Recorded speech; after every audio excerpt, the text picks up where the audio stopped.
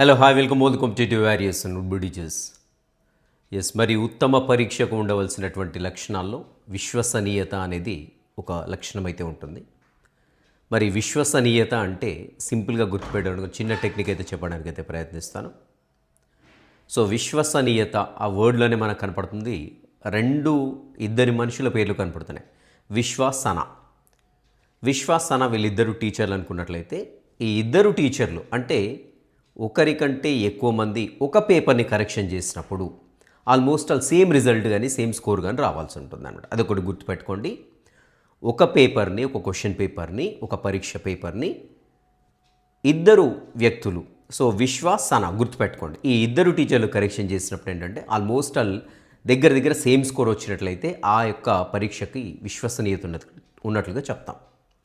So రెండో అంశం ఏంటంటే అదే పరీక్షా పత్రాన్ని ఒక వ్యక్తి కరెక్షన్ చేసినట్లయితే వేరు సమయాల్లో గుర్తుపెట్టుకోండి, ఒక పరీక్షా పత్రాన్ని ఇద్దరు వ్యక్తులు కరెక్షన్ చేసినా లేదంటే ఒక పరీక్షా పత్రాన్ని ఒకే వ్యక్తి వేరు సమయాల్లో వాళ్ళ మూడ్ని బట్టి దాని యొక్క రిజల్ట్ అనేది చేంజ్ కావద్దు. గుర్తుపెట్టుకోవాలి, వాళ్ళ మూడ్ని బట్టి ఒకసారి కరెక్షన్, ఈరోజు కరెక్షన్ చేస్తే ఒక మార్క్, రేపు కరెక్షన్ చేస్తే ఇంకో మార్క్ అలా రాకూడదు.